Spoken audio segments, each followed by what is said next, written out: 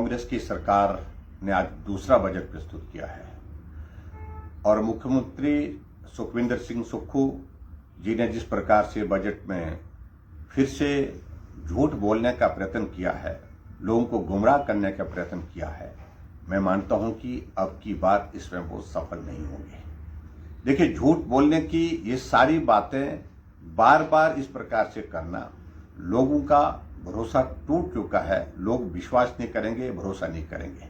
सत्ता में आने से पहले झूठ बोला, झूठी गारंटियां दे करके गारंटी पूरी नहीं हुई। फिर सत्ता हासिल हुई तो पहला बजट प्रस्तुत किया, जो घोषणा की उनमें से 95% जो योजनाएं उनने घोषणा की ही, जो वादे उनने किए थे पहले बजट में, उनमें से कुछ काम हुआ ही नहीं।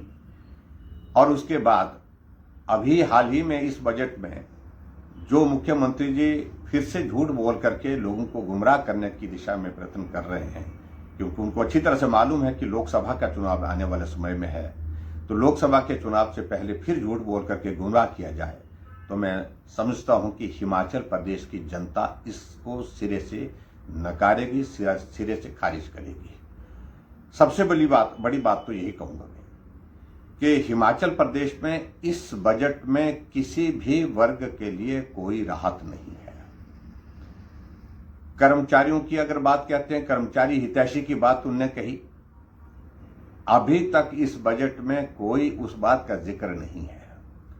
ओपीएस की बात कहते कहते अपने आप वो उसमें उलझ करके रह गए कि ओपीएस में अब आने वाले समय में जिक्र आज बजट में नहीं किया है, लेकिन हकीकत है इस बजट के बाद जब लोकसभा का चुनाव होगा, जो ओपीएस के लोगों को भी निराशा इसमें हाथ लगने वाली है, क्योंकि 50% लास्ट पे ड्रॉन की जो पेंशन की उनकी एक सुविधा है, उसको कम करने की दिशा में प्रयत्न चल रहा है। मैं ये बड़ा साफ कह रहा हूं, उसको 30% करने की दिशा में चीजें चल रही हैं।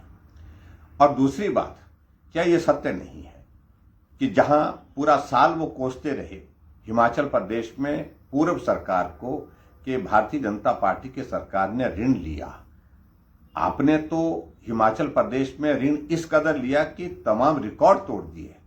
14 महीने में 14,000 करोड़ रुपए का ऋण लिया, जिसको खुद उन्होंने आज स्वीकार किया अपने बजट में, अपनी बजट स्पीच में भी। इसके अलावा आगे बढ़ करके हम इस बात को अगर देखें, आज आप बहुत ज्यादा कह रहे हैं कि एमएसपी हम आपने दूध के लिए सुनिश्चित कर दी।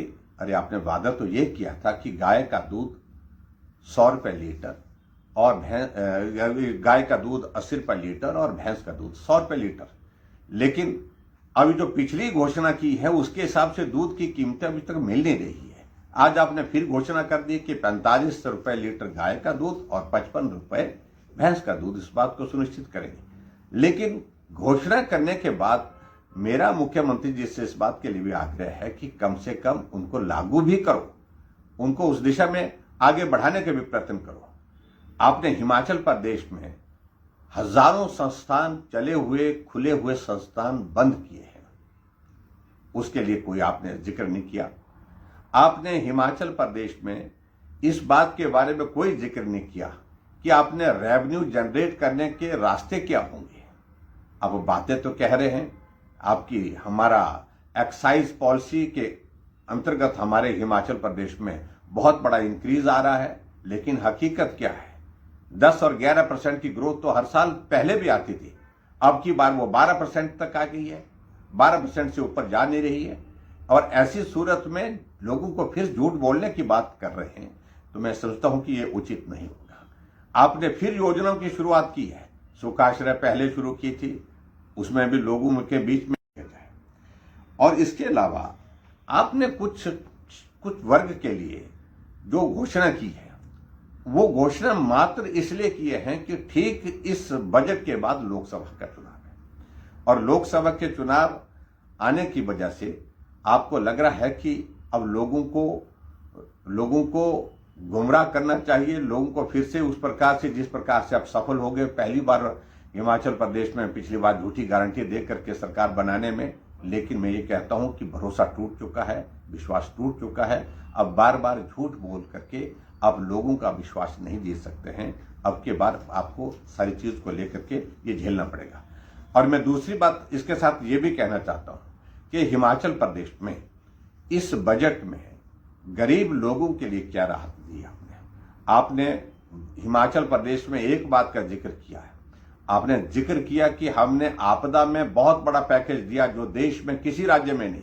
मात्र घोषणा करने से पैकेज की बात पूरी होती है क्या? आप हकीकत में देखिए कि जमीन में क्या पात्र व्यक्तियों को वो राहत मिली है क्या? कितने लोगों को मिली? चुनिंदा लोगों को मिली है।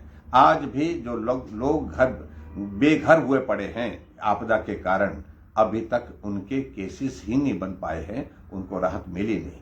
और आप चुन चुन करके राहत अगर दे रहे हैं तो अपने पार्टी के, अपने दल के लोगों के लिए दे रहे हैं। इस बात को लेकर के भी कोई बात छिपी नहीं है, आंकड़े आपके सामने आ रहे हैं। इसलिए मैं आपके आज के इस बजट को जो माननीय मुख्यमंत्री जी ने आज प्रस्तुत किया है, उस बजट को सिरे से खारिज करता हूं। बेरोजगार सड़कों पर धरने पर बैठे हैं, आउटसोर्स कर्मचारी जो नौकरी पर लगे थे नौकरी से निकाल करके वो धरने पर बैठे हैं, कर्मचारी समय पर सैलरी ना मिलने वाले हैं, चाहे वो HRTC है, चाहे वो HPTDC है, चाहे वो हिमाचल प्रदेश इलेक्ट्रिसिटी बोर्ड के कर्मचारी। हिमाचल प्रदेश में कांग्रेस की सरकार ने आज दूसरा बजट प्रस्तुत किया है और मुख्यमंत्री सुखविंदर सिंह सुक्खू जी ने जिस प्रकार से बजट में फिर से झूठ बोलने का प्रयत्न किया है, लोगों को गुमराह करने का प्रयत्न किया है, मैं मानता हूं कि अब की बार इसमें वो सफल नहीं होंगे। देखिए, झूठ बोलने की ये सारी बातें बार बार इस प्रकार से करना, लोगों का भरोसा टूट चुका है। लोग विश्वास नहीं करेंगे, भरोसा नहीं करेंगे। सत्ता में आने से पहले झूठ बोला, झूठी गारंटियां दे करके गारंटी पूरी नहीं हुई। फिर सत्ता हासिल हुई तो पहला बजट प्रस्तुत किया, जो घोषणा की उनमें से 95% जो योजनाएं उनने घोषणा की ही, जो वादे उनने किए थे पहले बजट में, उनमें से कुछ काम हुआ ही नहीं। और उसके बाद अभी हाल ही में इस बजट में जो मुख्यमंत्री जी फिर से झूठ बोल करके लोगों को गुमराह करने की दिशा में प्रयत्न कर रहे हैं, क्योंकि उनको अच्छी तरह से मालूम है कि लोकसभा का चुनाव आने वाले समय में है, तो लोकसभा के चुनाव से पहले फिर झूठ बोल करके गुमराह किया जाए, तो मैं समझता हूं कि हिमाचल प्रदेश की जनता इसको सिरे से नकारेगी, सिरे से खारिज करेगी। सबसे बड़ी बात तो यही कहूंगा कि हिमाचल प्रदेश में इस बजट में किसी भी वर्ग के लिए कोई राहत नहीं है। कर्मचारियों की अगर बात कहते हैं, कर्मचारी हितैषी की बात उनने कही, अभी तक इस बजट में कोई उस बात का जिक्र नहीं है। OPS की बात कहते कहते अपने आप वो उसमें उलझ करके रह गए कि OPS में अब आने वाले समय में जिक्र आज बजट में नहीं किया है, लेकिन हकीकत है इस बजट के बाद जब लोकसभा का चुनाव होगा, जो OPS के लोगों को भी निराशा इसमें हाथ लगने वाली है, क्योंकि 50% लास्ट पे ड्रॉन की जो पेंशन की उनकी एक सुविधा है उसको कम करने की दिशा में प्रयत्न चल रहा है। मैं ये बड़ा साफ कह रहा हूं, उसको 30% करने की दिशा में चीजें चल रही हैं। और दूसरी बात, क्या ये सत्य नहीं है कि जहां पूरा साल वो कोसते रहे हिमाचल प्रदेश में पूर्व सरकार को कि भारतीय जनता पार्टी की सरकार ने ऋण लिया, आपने तो हिमाचल प्रदेश में ऋण इस कदर लिया कि तमाम रिकॉर्ड तोड़ दिए।